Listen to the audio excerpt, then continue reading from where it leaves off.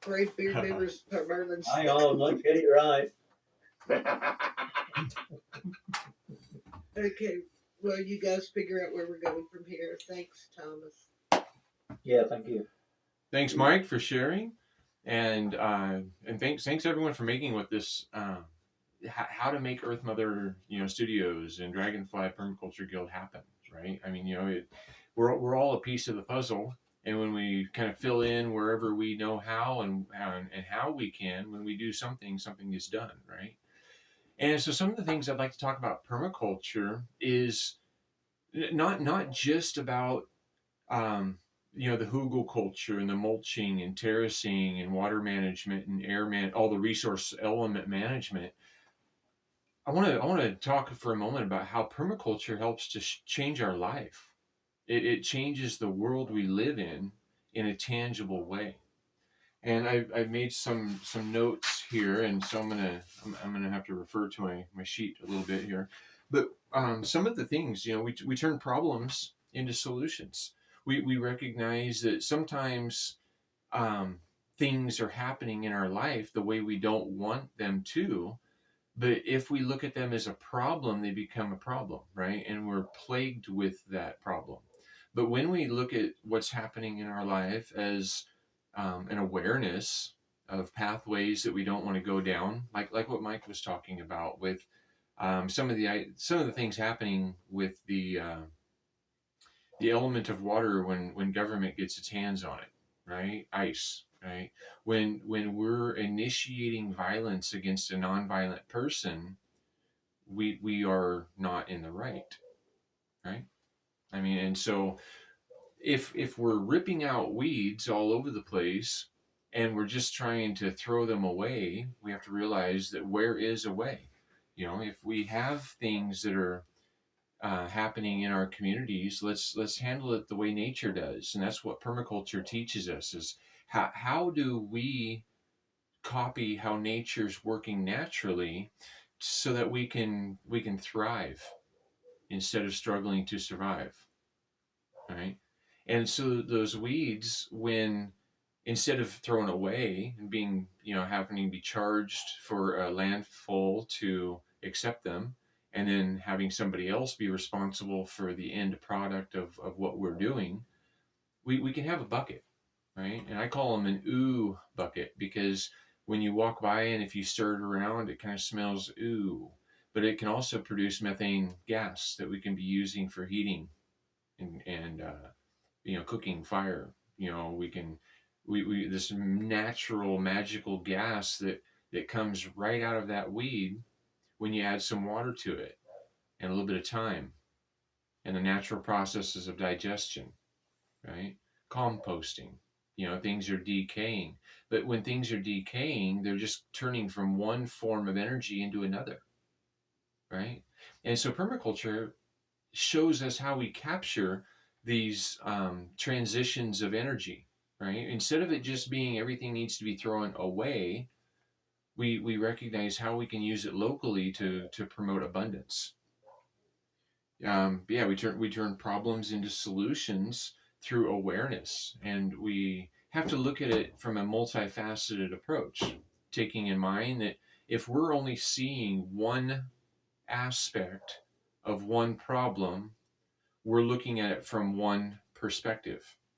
And if you're looking at something from one perspective, that's basically we're reducing our our 5D or our 3D appearance in this world to a one-dimensional experience. And if we're in a in a variable dimension world and we're focusing on one dimension, maybe we're missing out on things that are available to us. So how does that happen? Right? It happens with a little bit of effort, right? And sometimes effort is hard to find, because we get complacent, we get happy with what we're doing and how we're doing it.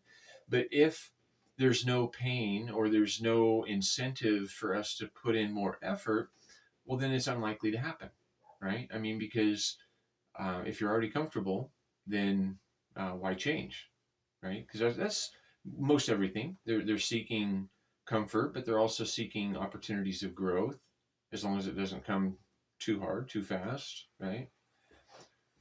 Sometimes what we see in the world is uncomfortable because we live by a golden rule. We say, I wouldn't want that to be happening to me, so I don't want it to happen to somebody else. And so when it's happening to somebody else, if we're incapable of throttling our emotion, our energy in motion, we can become destructive, right?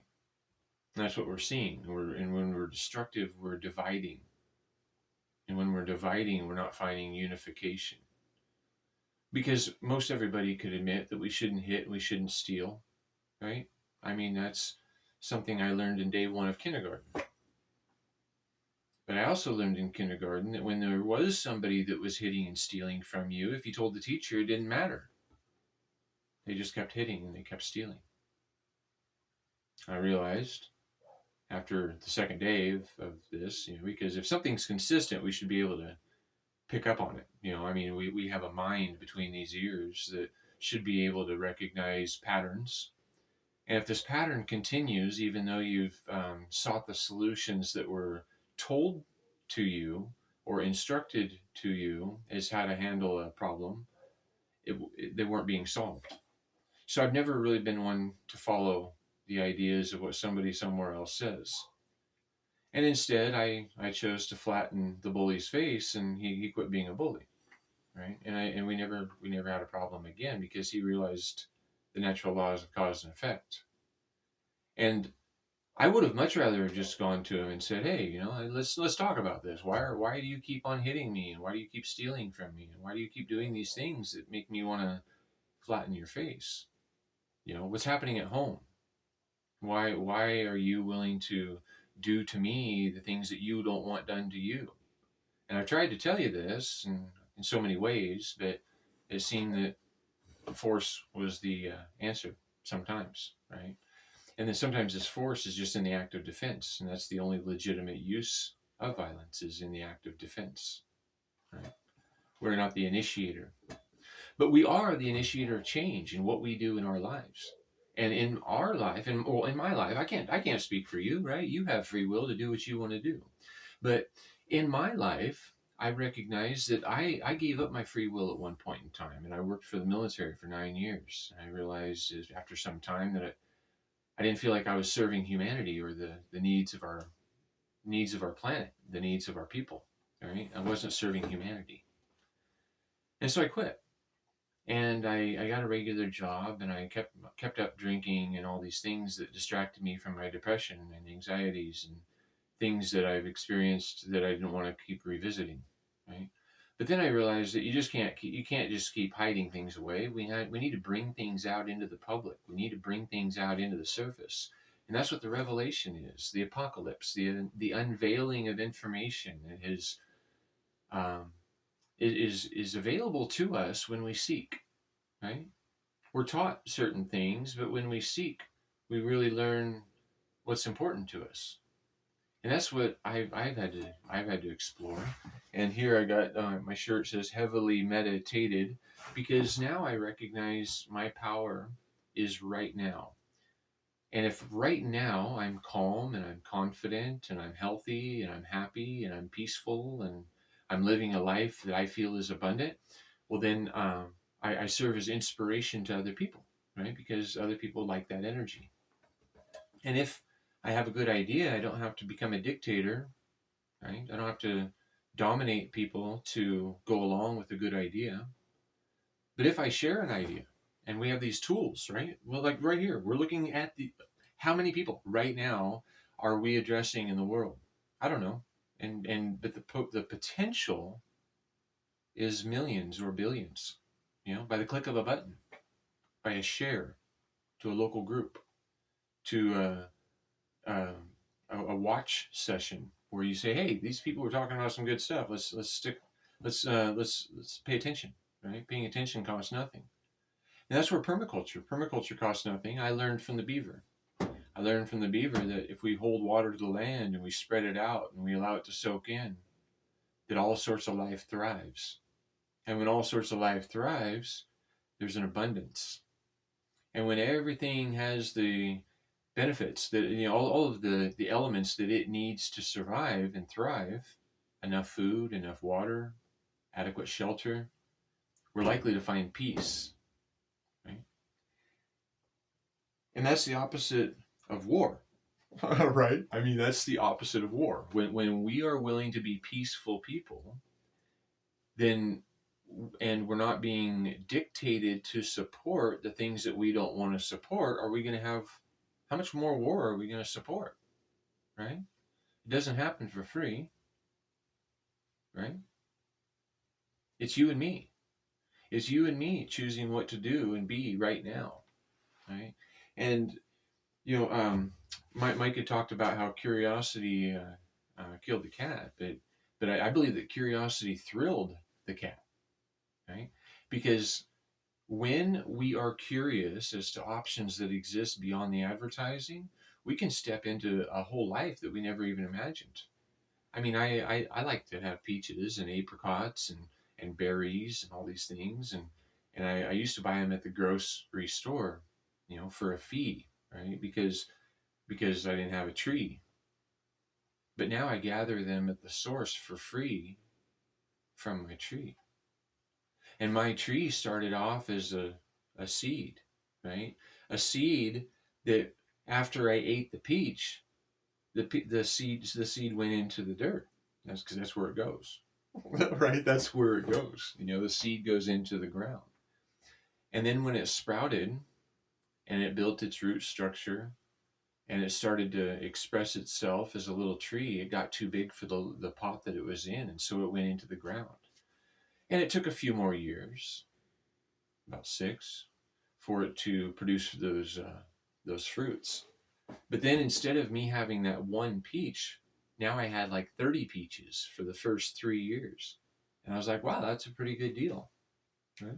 It took 7 years for that seed to become a fruit tree, right?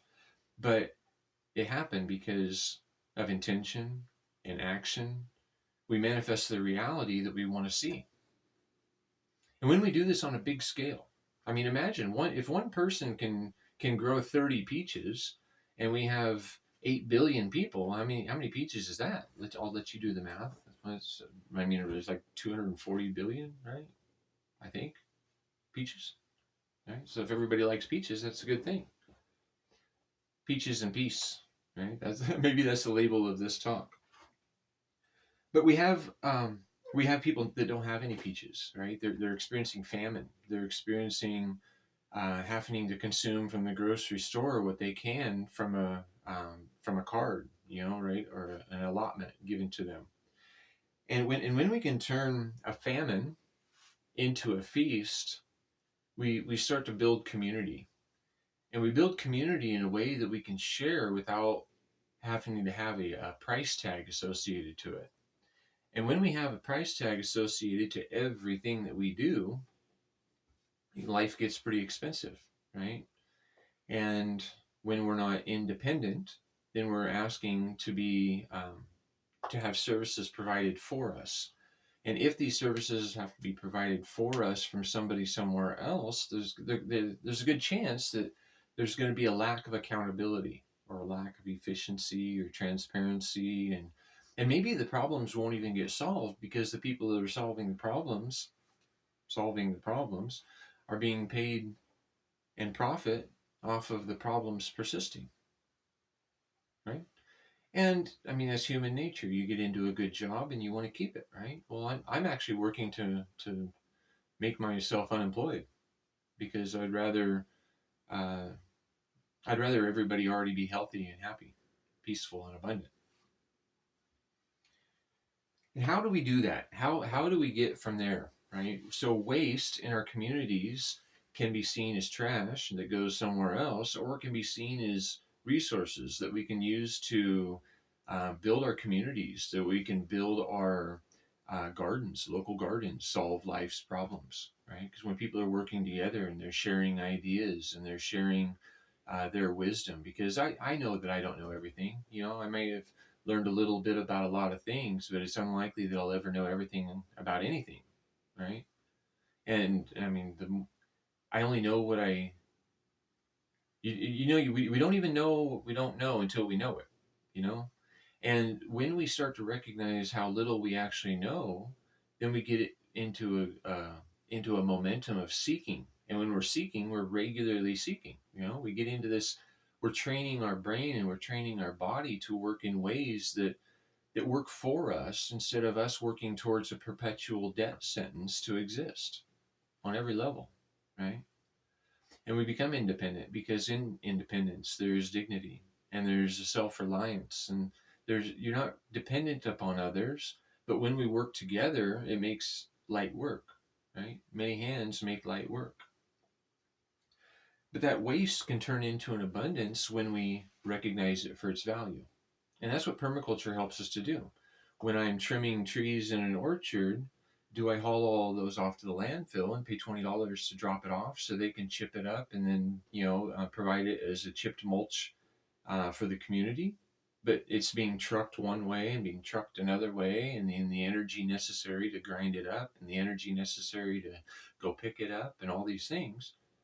Or can I just take this bundle of branches and stick it right in the ground, right where I'm at? And the decomposition process won't be as fast as something that's being constantly turned by a big diesel driven machine, but it's natural and it lasts for a long time. And every winter, these pieces of wood that are buried underneath the ground are absorbing water and they're holding it near the surface like a sponge. And so then the roots can grow into these little these water batteries that are underground, and they can be pulling nutrients from this sponge as well as because in this process of deterioration it's giving off nutrients. When we're improving our landscapes so they can manage the water and they can manage the air currents and we can create condensation zones. One of the projects I'm doing here in central Washington, here at the apocalyptic ashram Hawks Haven, are giant reverse cut terraces, and they go all the way across the hillside. And we're talking, lots of hours of heavy equipment to get this thing in place. I feel kind of weak because people in India are doing it with a shovel and a bucket, but I've done a lot with a shovel and a bucket, and I'm telling you that it takes a lot more than me to be doing this uh, efficiently, right? So I'm able to rent equipment or use equipment when it's available to me. And but what we're doing with this is when the air currents of the evening are going down a hillside, what we're doing is we're creating a zone that it gets trapped, right? And so the coldest air currents come and settle into a zone across the hillside. And it has a berm on this side, and typically this berm is made out of logs and branches and leaves and cardboard and all sorts of things have been piled up, and then it's been capped with dirt and mulch, so that way all the water that falls on it or behind it is being soaked into it, right? So it creates a cold zone, or a zone that can catch that cold air. Well, then in the morning when the sun comes out, right, that big ball of fire that comes out every day, thankfully, right? Um, it it comes up and it starts to warm the airspace, and so when that warm air is mixing with this cold zone, it's creating a dew point. And so even though we only get about 8 inches of annual precipitation, we regularly have 30 to 40% of humidity surrounding us. And so if we can do things that pull the humidity out of the air, even in very dry climates, we can be growing food and trees. And then when we get these trees growing, they start to provide shade and mulch, right? And root networks that it feeds the ecosystem. It's the way nature works naturally.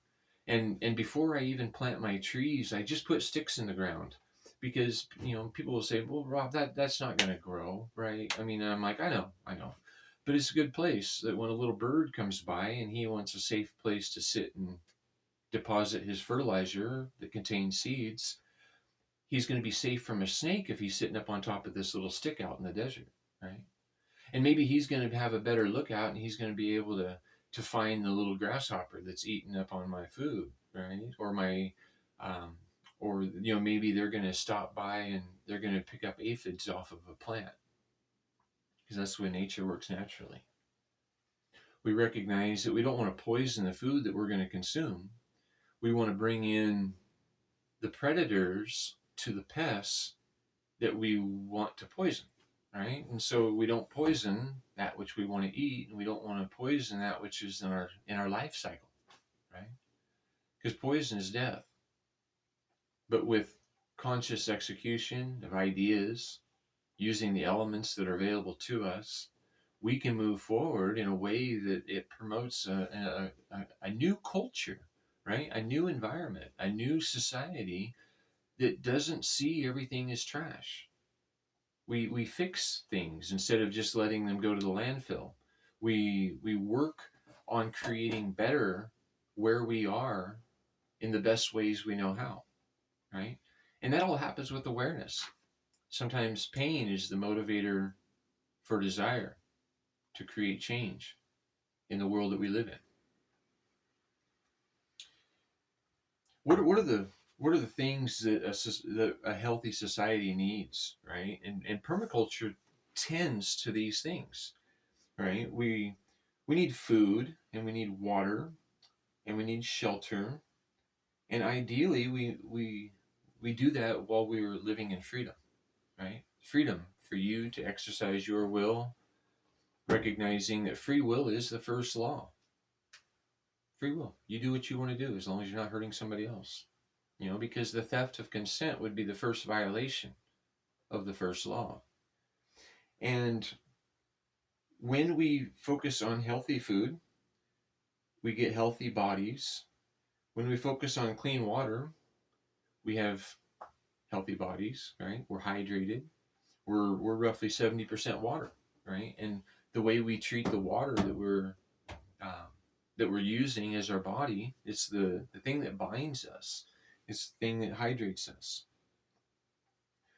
We find health. And when we find shelter, that it isn't going to burn down easily, or that it was inexpensive to create, so that if something does happen to it, we can just recreate it again. We don't have to pay thousands of dollars every month for insurance just in case something happens to a fragile, engineered box.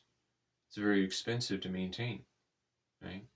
There's ways that we can be implementing the current structures in using hempcrete. And this is one of the things too, hemp, we've got a lot of areas that are toxic, old mills or industrial areas. But when we plant sunflowers and we plant comfrey and we plant hemp and we plant all of these beneficial plants, they help to clean the soil, right? And then they provide us resources in the process. So it's a win-win, right? It's a win-win-win-win all the way around. Everybody wins, except who, right? Except who? The corporations who are focused on maintaining fear and scarcity and lack and division, and the feelings that you're not going to be happy unless you can afford this next thing, right? But that's a culture that's been advertised to us on television programming, right? Getting us to see and act and do things in a certain way, that they don't align with nature. They align with a normal that the idols have established, right? But I've read a book or two that it talks about how we probably shouldn't be following idols. What do individuals need, right? They want to avoid a perpetual debt sentence for life, and that's what permaculture provides. Permaculture shapes our landscapes to reduce fire, flood, erosion, drought, famine, and homelessness, right? I've recognized that yoga and meditation help to find peace and awareness of the right now moment. When you are really in a pressured position, a posture, they call it an asana, you have to breathe. You have to breathe to keep going. Because if you don't breathe, you just have to give up. You have to fuel your body with what it needs, right? And the breath is what it needs. The breath is life. The breath is in every aspect of our life, and yet people are often not even aware of how they're breathing. Right now, are you aware of how you're breathing? Are you breathing in the upper diaphragm only, and that where stress and anxiety and depression and all these things are found, or are you breathing deeply into your lower diaphragm and let it fill into your chest, and then effortlessly exhaling, being more like the wind? The wind doesn't come in a bunch of little puffs, right? It's steady, it's deep, it's long, right? And when we can be in our awareness of our breath, we can be in the awareness of right now. And right now is where I have power, right? Uh, depression and resentments and regrets, those are all energy, my energy right now. If I'm focused on the past of the things that I can't change, that's what I'm experiencing, is more of what I can't change. And if I'm in anxiety or stress about what if I can't afford tomorrow? What if I can't afford this? What if my car breaks down? What if something falls out of the sky? What if, you know, right? I'm spending my right now moments in the future where I don't even really have control, right? I mean, I have the ability of shaping my future in a cause and effect model. I mean, if I do 10 push-ups every day, there's a good chance that I'm going to be able to do 10 push-ups next Friday, right? And maybe even more. But if I never do anything towards my goals, how close am I going to get to them? All right, to becoming completed, to becoming a manifested reality of what I want to see in the world, right? And the more right now moments that I can use my thoughts and my actions right now, right now. If I see that something's wrong, if I do something right now about it, it's solved, right? But if I hope that somebody somewhere else is going to do something sometime, it remains undone. For how long? You know, there's a saying I heard, if not you, who? And if not now, when? Well, permaculture is really important right now because that's what's real. That's what's real. When I have a piece of paper, like when if I wasn't going to reuse this piece of paper, you know, for maybe another podcast or another, you know, talking point worksheet, I would crumple it up, right? And I could either use it to start a fire to warm my space, right? And then I could use the ash to help hold my driveway together or provide nutrients for my garden, or or there's a lot of things that ash could be used for, right? Or I could just go put it in one of the ooh buckets and it becomes ooh as well. It breaks down, it becomes fertilizer, it becomes a resource that goes back to the land, right? Or I could choose is being advertised to us, and I could pay $40 a month for a trash can that I could take this and I could throw it in the trash can, and it'll have all of my compost, and it'll have my tuna cans, and it'll have my whatever is trash, right? It's all plastic and it's all trash. But did we know that plastic can be turned into plastiline? You know, do we know that there's a lot of things happening in the world today that are really actually fantastic, right? I mean, there's gasification for plastic, and I know that doesn't sound like permaculture, but it is, because whenever we can recognize the benefit of something that was a detriment, we're actually growing, right? We're not polluting the oceans, we're not polluting the landfill, right? Because the landfills, they might become a next golf course, or they might become the next park after somebody puts 6 inches of soil over the top and water some grass. But the resources that are buried beneath that, I really think that in the next 20 to 30 years, we'll be mining our landfills. There's a lot of precious metals. And precious metals, people are talking about silver or gold or platinum or uranium, but precious metals are also aluminum and tin and steel, right? Anything that is formed as a tool that allows us to do a job, right? Resources that are local to our community, that doesn't involve shipping products across the continent or across the globe, right? The planet, and then back, right, to be sold at Walmart. These are all things that we can be doing right here locally. And these synergy hubs can solve many of the problems in communities. I'm showing one of the ways here at the apocalyptic ashram Hawks Haven here in central Washington of how we turn trash into treasure. Yet not We don't yet have many hands on this project, but when it does, it can grow exponentially.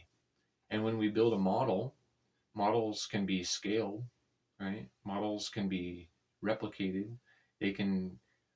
I mean, we're not patenting this process. This is a free exchange of information because we want to see change. Money helps to make change happen, but when the focus is on money, sometimes we lose our vision of our goal, our real goal, and our real goal should be making money less important than it is in so many people's lives. Energy comes from within, right? How does that happen? Everyone, everywhere, the way nature works naturally. We come together, we talk, we invite conversations, we sit to listen, we sit to share, we sit to find out what's right rather than who's right. We're not in competition, we're in cooperation. And when we start to live life aligned in those ways, we're going to have a much better life, right? I mean, that's just, I see it already. I see it happening. Most people that I talk with, I've been around this planet twice, and most everybody I've talked with are really just nice people. They want health, happiness, peace, and abundance in their life. Sometimes they're surrounded by neighbors they don't really care about, but that's because that neighbor's in competition.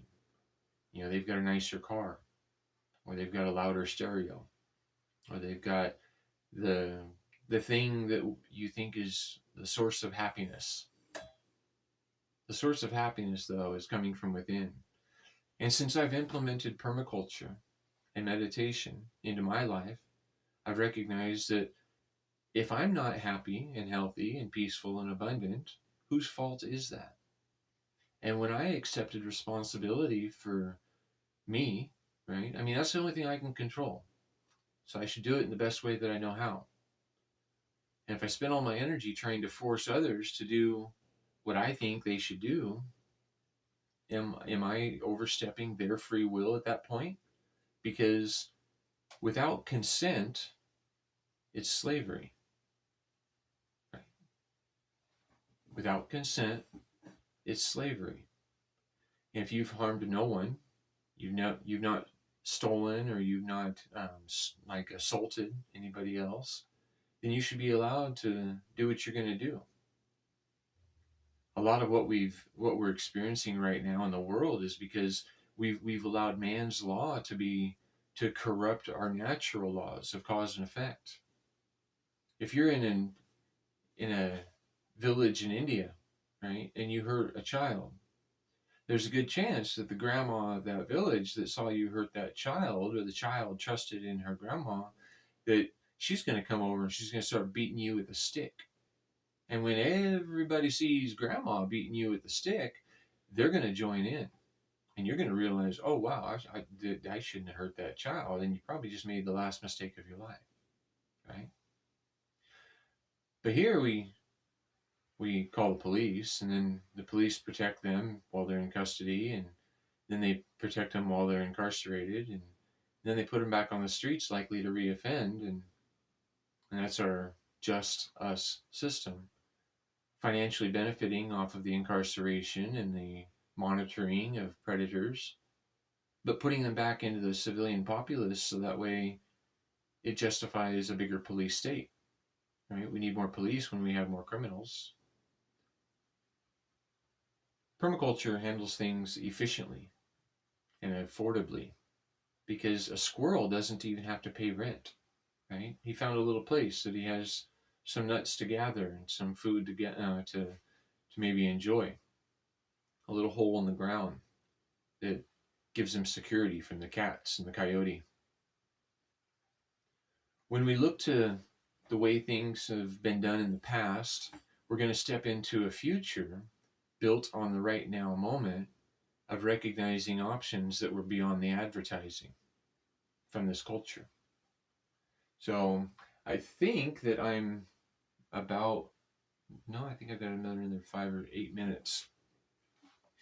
So I will go ahead and I will talk about some of the permaculture projects that are happening here at the Apocalyptic Ashram Hawks Haven and in the community here of Yakima. Here in Yakima, we are one of the, if you look at criminal statistics, we are one of the worst places in the nation. Washington State has some of the worst, most taxing government overreach that I've ever experienced, and it's completely, um, it's silly. It's really silly. But luckily, I live over on the east side of the state in the desert, where we have mostly farmers and ranchers, and we have a lot of people who enjoy the outdoors, and we're not so as dependent as the west side, like Olympia and Seattle, and the I-5 corridor. The I-5 commercial corridor seems to be running everybody and running it into the ground. Luckily, there is another way that we can be doing things. But Yakima has been a brunt of the of this. You know, we are housing many of the criminals from the west side because it's cheaper for Yakima to incarcerate people than it is for the Seattle side. You know, they've got a higher per square foot demand over there, right? For cost. What that does, though, to our community is it brings a lot of people who are have experienced a rough life, and they come into this area where there's enough resources that can manage the homeless. Well, not manage, but they're sustaining the problem, you know, by providing enough resources to keep it profitable. They're not quite solving the problems. You know, I've been able to help people get off of heroin and the methamphetamines because of meditation and how to recognize a different way of living. So one of the things here at the Apocalyptic Ashram Hawks Haven is creating a family and friend type of a homestead, right? So there's spaces for tiny houses to be parked. There's water been made available at each site. We've got huge hugelkultur mounds. I've allowed arborists and tree trimmers and landscapers to come and drop off their logs and branches and leaves, and then I've got with people have a lot of cardboard as a resource, and we lay the cardboard down on the terraces, and we lay 4 or 5 layers of cardboard, and it's all interlocked, and then I go over to the landfill, and everybody that has been paying to drop off their leaves and branches and stuff there gets chipped up, and it gets moved into a big pile that's being turned and composting, and it's available as a free resource in our community. I've hauled over 400 tons in my old Ford pickup, just 1 ton roughly at a time, from over the hill, and then spread it out over the cardboard and over the landscape here. And the landscape here has really, really been changing. I had a guy that came for a marketplace purchase of a precious metal, an aluminum tank, and we were just talking, and he was a soil scientist down in the Tri-Cities, and I said, well, hey, come here and look at this. And I took a shovel and I sunk it into one of the yards right there where we were talking, and I pulled up black gold, and he almost started drooling. He's like, "Oh my God!" He says, "This soil is fantastic. How'd you do this?" And I just told him, I said, "Well, a little bit of time and a little bit of cardboard and some mulch and water and bippity boppity boo. It happens, right?" And I get mushrooms growing out of this mix, right? And we're holding moisture to the surface, so I only have to water like once a week. And everything stays, kind of mostly alive. I mean, some of the summer sun is pretty intense here, but that's the thing, is it gets really cold in the winter, it gets really hot in the summer, and what we can do here with permaculture is turning desert wasteland into an oasis.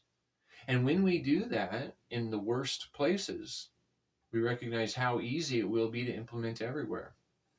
And it doesn't have to be um, as intricate or as expressed as what I've done here, because I've got over 1,000 feet of hugelkultur mounds, and the average hugelkultur mound here is quite large. You know, we're talking 12 feet high and about 5 feet wide in and it's been sunk into the ground about halfway. I start with the trench about 4 feet deep, and we start filling it in, and then goats step all over it, and they poop on it, and they eat what they want, and we work it all into the ground. We work together, right? And when we do these things, everything thrives. And like one of the hugelkultur fields, there's 4 mounds going across this field. We've been building pallet walls, and we take pallets from town, and we put them 90 degrees to each other, and we tie them top and bottom with twine, because screws are expensive, and there's not as much flexibility for the wind. But and then when we build them across the hillside, we make them in like a wave, right? And so that way it increases the width of the hinge. Because when I put one straight, when the wind blew, it knocked the whole thing over at once, and that sucked. Because then I had to do it all over again, right? But we learn, right? And when we learn, we grow, and we take a look at what other people have done in the past. We step into the future with more awareness, you know, and that's the exciting part about permaculture and our future, is that these tools that the internet provides for us now are enabling us to share awareness into this intelligence, right? This artificial intelligence. It's gathering this information, and it can share at the right time without even having to look up what episode and trying to find out where it was. You know, this accumulated intelligence, AI, is a fantastic tool that we can be using for us, but we can't allow it to take over, right? We are creators when we recognize in our awareness our ability to take thoughts and actions to manifest the reality that we want to see. So, one of the other aspects that here at the Hawks Haven is aquaculture, right? And when we can have water, a body of water in each of our gardens, we can have fish growing in that body of water, right? And fish, they consume algae, they consume maggots, they consume flies, they consume many of the things that we can implement into our systems that feed them right out of the air. And then they produce fertilizer. And when we use that fertilized water to water our gardens, we don't have to buy it from the corporate warehouses, right? We don't have to get it online from somebody somewhere else. We're creating it locally. And between buckets and fish tanks, we can provide the fuel for our gardens locally. And then when take water over and we fill the fish tank back up when it's starting to get low, you know, it's fresh water from a well. And then the well here is 600 feet deep. It's been filtered by hundreds of feet of rock and sand, and it's pure water. It's really clean. I feel really lucky to be sharing that with my friends and the plants and the trees. So anyway, if anybody has any questions, I'm happy to explore conversation, and anything that I'm doing here. I'm not patenting it. You know, it's all shared knowledge, and so now open it up for questions.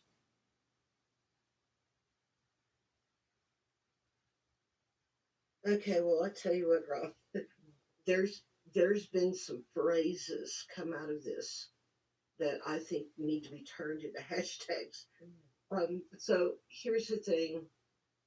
This let me get in here. By the way, everyone in Facebook land, this is Shonda with the Earth Mother Network, and we have our Planet of the Dragonfly. We convert logs to food cores. What's your superpower? Well, this year there's an additional line coming in too. That is actually a picture of our business card. The all the information's on the back. So, and we convert lawns to food forest and conventional farmland to regen ag, 1 acre at a time. So we are launching the commercial side, what we've been doing, building food forests in front of people's house for years. And it's going to be this against all odds synergy hub network that we're pulling off of the drafting table, that we pulled it off several times and it needed fine tuning when we put it back. And we're pretty sure we've got it fine tuned. And we are going to be using Rob's property, Mike's property, Thomas, Carla, myself here in Texas. There's probably about 15 of us that are launching these synergy hubs this year. So you guys stay tuned. We are going to be here every last Saturday of the month. And our podcast launches on every Thursday of the week. So there's going to be a lot of educational platform coming out of this. But Rob, what you said, oh, and me. So that's me. I'm going to wave to everybody. I'm not on camera right now, so I'll bring the logo back up. But anyway, the whole situation with this is permaculture teaches us to mimic nature. And those of us that are, well, I use the word religion, which is a word I don't normally use being a spiritualist, but we all wear these bracelets with these initials that are acronyms for what would Jesus do. Well, I pretty much can, in my heart and in my truth, can answer that. He would do what nature would do. If we can get back to correcting the wrong wiring in our mind from being conditioned to corporate America mindset, and we can just think, what would nature do? Rob talked about that peach pit. Nature would drop that in the soil, and then she would drop leaves and bring the wind to cover it with dirt. That's what she would do. So start thinking about that. Nature would not take that eggshell from your egg that you and throw it in a trash can. She would throw it outside in the dirt. So let's start thinking more constructive, because our grandchildren in the next 7 generations depend upon it. Absolutely. So that's my input. And we've got amazing programming coming online. And we really need everyone to just stand up and get involved. And that's my put, right? And um, I have Brandon. Let me talk a little bit here before you and Mike close this out. Um, Brandon, we normally move into the symposium track.